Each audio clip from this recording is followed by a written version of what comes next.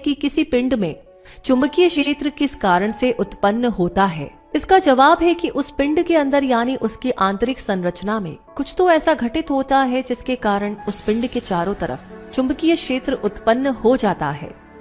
चंद्रमा की सतह के नीचे यानी उसके इंटरनल स्ट्रक्चर में भी पृथ्वी के इंटरनल स्ट्रक्चर जैसी हलचल नहीं होती है। इसी कारण चंद्रमा का चुंबकीय क्षेत्र काम नहीं करता है, जबकि पृथ्वी के इंटरनल स्ट्रक्चर में हर समय हलचल होती रहती है। इस कारण से पृथ्वी के चारों तरफ हर समय एक प्रभावशाली चुंबकीय क्षेत्र लगातार काम करता रहता है, जिसके कारण हमारी पृथ्वी सोलर तूफान से बची रहती है। हमारी पृथ्वी का अध्ययन करने के लिए वैज्ञानिकों ने इसकी आंतरिक संरचना को कई भागों में बांटा है।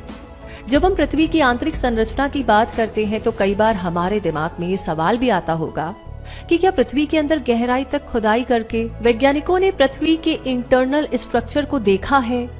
क्या कभी उसके इंटरनल स्ट्रक्चर को मेजर किया है? क्या उसी के बेस पर, उसी के रिजल्ट पर हम आज पृथ्वी के इंटरनल स्ट्रक्चर के बारे में जानते हैं?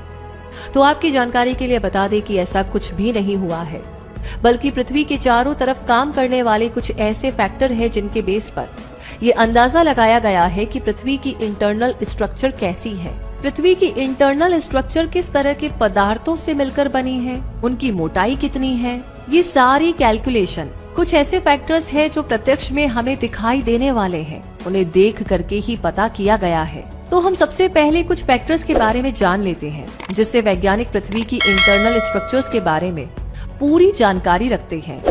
पृथ्वी की आंतरिक संरचना के बारे में जानकारी प्राप्त करने का हमारा सबसे पहला फैक्टर्स है इसका तापमान।